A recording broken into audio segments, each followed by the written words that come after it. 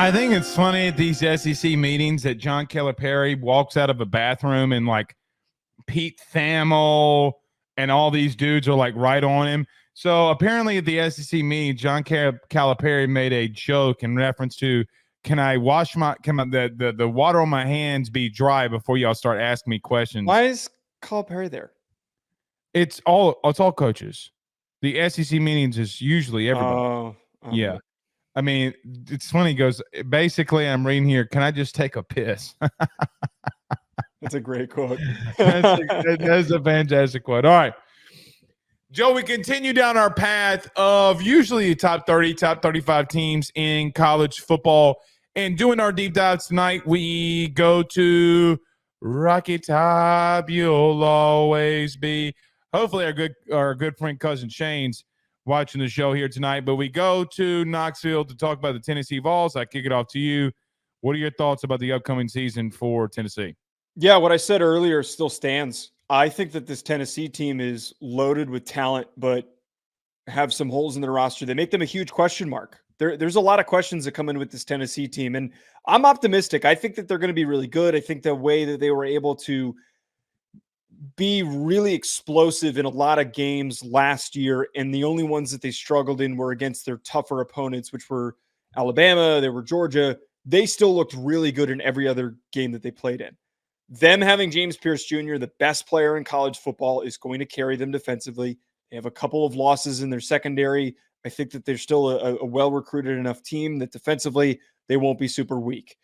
On offense, their O-line brings back a lot. And them adding Lance Hurd, I think, is a really nice, strong piece for their offensive line. A kid who just, and I'm sure you're going to talk about him in a second, who just couldn't really get on the field at LSU, gets an opportunity to here play at Tennessee.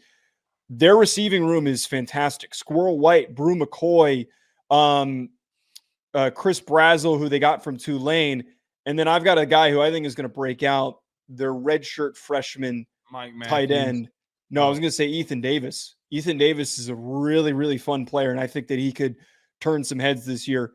If Nico takes the step that we all think that he can, they will be in the top half of teams in the SEC. It's not really a lofty goal. They're going to be good. It's just, can they beat the tough teams on their schedule, which they seemingly struggle to do every single year? So I agree with you in reference to, okay, Tennessee, you don't know necessarily what to make of them. Now, having Cooper Mays back, I think, is a big deal. Adding a guy like Lance Hurd, it's going to be interesting to see if Lance can play that left tackle position. You know, look, he played right at LSU. I don't think – and look, I think the kid is a first-round pick at right tackle. I do not think that he is a first-round pick at left tackle unless he shed some weight. He's athletic. He is a bulldozer. Kid's a phenomenal pickup. I agree with you. Chris Braswell is a guy at Tulane that I saw a lot. I like him. I think wide receiver, they're going to be good. I actually think they'll be okay at running or at on the offensive line and what they've added at receiver.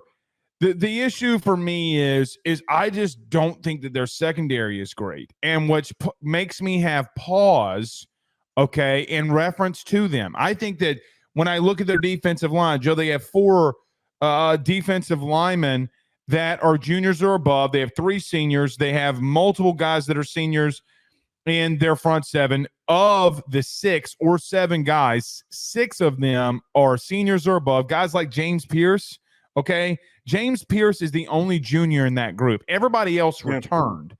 But they're secondary. Now, look, they added Jacoby Thomas. Okay, they added Jermon McCoy into the mix at secondary. What can those guys be, I think, is an ultimate thing. But I think that they have the pieces that if you looked up at the end and you saw Tennessee either competing for or right around the SEC championship game, I would not be surprised.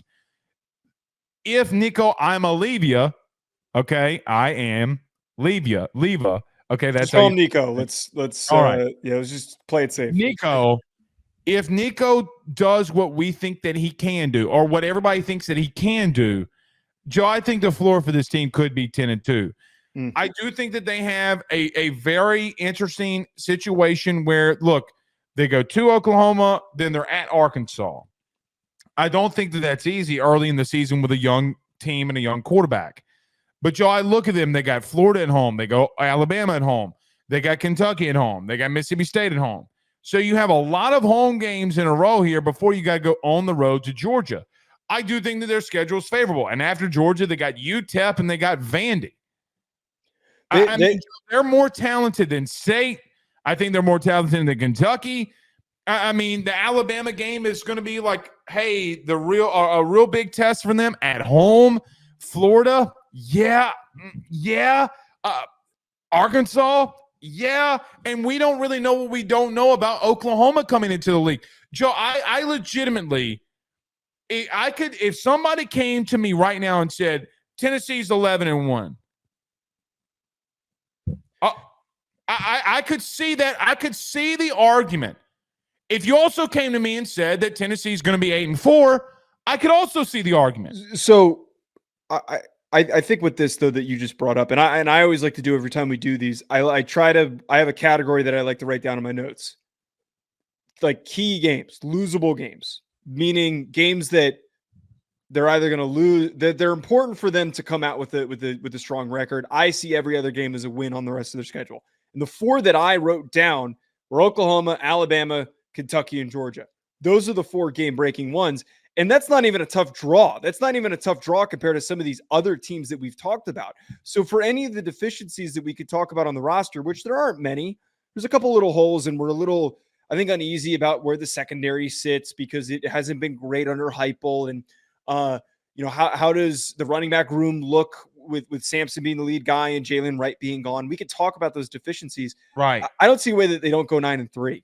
Like Heupel would have to really shit the bed for them to go worse than 9-3.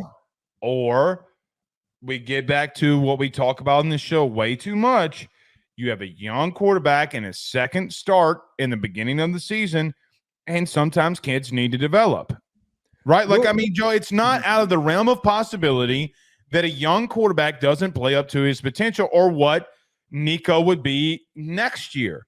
Right? Like, I mean, and so like you're breaking into quarterback that is going to have struggles and issues.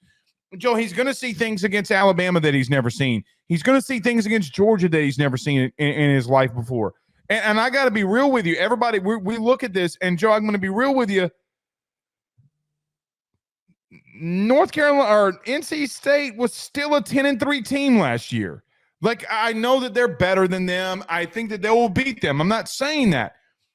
NC State won 10 games last year because how exotic they were defensively. Mm-hmm. Like I'm not saying this because you're here, but just stay with me.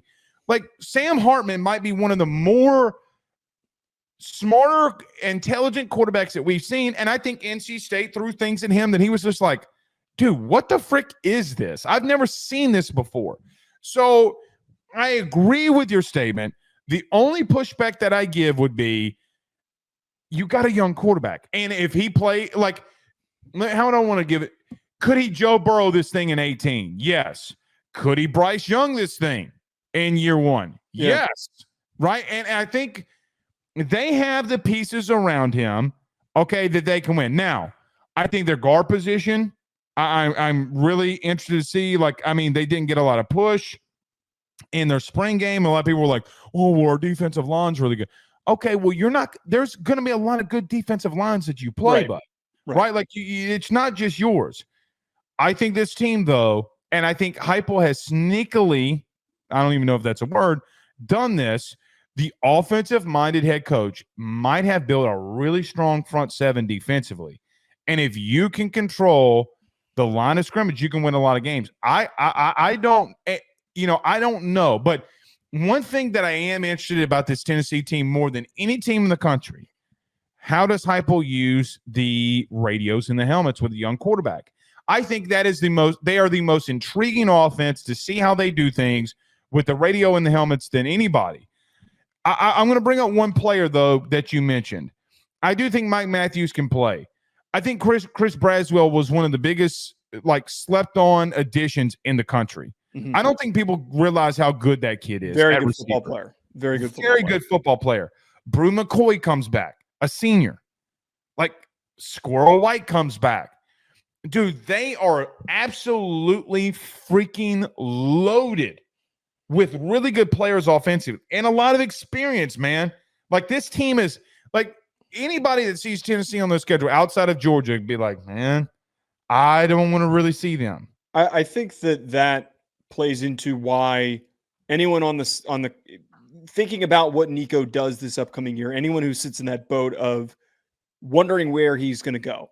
Does he take a leap forward? Does he have a big first year as a starter like Bryce Young, like you talked about, or does he fall victim to the DJU situation where he has a crazy, insane single game that he plays as a true freshman and then just doesn't improve, just stays the same guy? I think that Nico will improve. I can't see that happening with hype. Right. I don't think that is going to happen at all because of who's coaching him and because of all the weapons around him. What killed DJU is because the fact that there was coaching turnover, coordinator turnover, roster turnover, all those things did not favor him. He went elsewhere and stayed the same, though. Okay, well, my whole point here is that he went to multiple places where he didn't necessarily have an environment to succeed and to improve. Nico has one of the best situations to get better and for him to have a first great year. I don't think he needs to be an All-American. I don't think he needs to be an All-SEC player. I don't think he needs to do any of that. I think he just needs to be slightly above average and to be a little ballsier than Joe Milton and get the ball out quicker than Joe Milton. The reason why their offense was fine, but stagnated in games where they played well-coached defenses, Georgia, Missouri, Alabama, was because Joe Milton, in an offense that required him to get the damn ball out quickly, he held onto the ball way too long. It's something that nobody wanted to talk about last year. I think that Nico's a little bit more natural. I think that Nico is going to be able to overplay any of those concerns. I also just want to add in here, as much as Nico's important, his development, I think James Pearce Jr.'s development is also super important for their success because this kid is still getting better and his ceiling is super high. There is a chance he could have a Will Anderson type season statistically if the SEC isn't prepared to go against him. And I think that there's going to be a world where they see his talent, maybe they overlook him a little bit, and he could really light up the stat sheet a couple of games because what he is going to turn into this upcoming year, I think, is going to really, really shock some people. Not only that, look, their receivers last year would get wide open and would have drops. The issue is they're wide ass open, right? Like if you're a team like, oh, well, they didn't score because they dropped the ball. Well, okay. What happens when they don't? And I think that becomes a big thing of like, hey, man, they have talent around them. We'll see. Let me ask you a hypothetical, and I use this all pun intended, hypothetical. Jesus Christ. Do they slow it down because their front seven is going to be really good? What do you mean by slow it down? Does Hypo look in the mirror and say, maybe I want to slow this offense down just a little because I can give my defense a break that might be really good in that front seven? Like, for an example, do you want to tire out James Pearce before he gets halfway through a third quarter? No, that's a good point. I just feel like that's so out of his identity, though. Like I feel like he's a smart coach. He's going to make the decision that's going to help his team. But I also just so used to the spread out, attack you offense that he's ran and ran to success. I know what you're saying. Because here's the truth. Yeah. He did that because he didn't have the athletes. Well, now you do. And now you have a roster that could be very competitive. You got to stop. You got to worry more about what's best for your team to get you in the situation that they need to be in. Stop. Like, it was cool when you did it at UCF. It was cool when you did it the first couple of years, right? But what's the truth? Okay, the truth was maybe he should have slowed things down when he had Hendon Hooker and maybe calm some people down a little bit. Go all the time isn't always the best. I mean, no. Joe, the teams that we've seen do that have failed defensively. And they haven't worked very good defensively. It doesn't work as much as it used to. I just name a team outside of LSU that was hurry up like that won it all. It's a good question. I think the part of that though is what you're talking about with it's almost an indirect reason why it doesn't work because the teams that do it usually don't have a good enough of an offensive line. They're maybe missing a couple pieces at important positions on offense. so that when it finally came nut cutting time and they had to play somebody real, that was the result, that they weren't athletic enough, they weren't talented enough to compete with those teams, but they were even enough with the rest of, like, I think of Oregon's a good example. Like they always come to mind of like when Brian Kelly was, or not Brian Kelly, when Chip Kelly was there and he was leading that team and they ran the up tempo stuff. It was a lot of speed, but then once they got facing some physical teams, they got their asses kicked. But I see what you're saying with Heupel, and I kind of do wonder, is this the same offense that we're used to seeing, or are there some adjustments? How much is the radio and the helmet affected? I mean, who knows, man? I mean, he can do the same exact thing by just telling Nico something. I'm not telling you to run it down to 0 or 1. I'm telling you to run it down to 15. Right? Like, stop snapping the ball at 20-something seconds left on the clock. Like, that's so stupid. Yeah.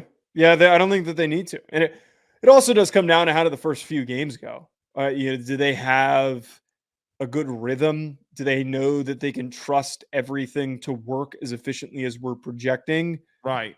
They might have to rely back on it at some point. I do think that, look, they're not in the same realm as Georgia, but they've gotten a lot better. And I do think that Tennessee under Heupel is in the right direction, facing the right direction, and going in the right direction. The question starts becoming with him, Joe, when do they start getting over or getting back to the expectations that they have? Right. And look, if they're 8-4, would I be completely surprised? Maybe a little. If they're 11-1, would I be surprised? Yeah, maybe, but not completely. Because again, I can make the argument legitimately that they can beat everybody on their schedule besides Georgia. If we're just looking on paper, I think their ceiling and their floor is the same. I think it's 9-3. If they go 8-4, that means, who are the other two teams that they lose to? I don't think that they're going to beat Alabama. I don't think that they're going to beat Georgia. Oh shit, they can beat it. Alabama's got more question marks than them.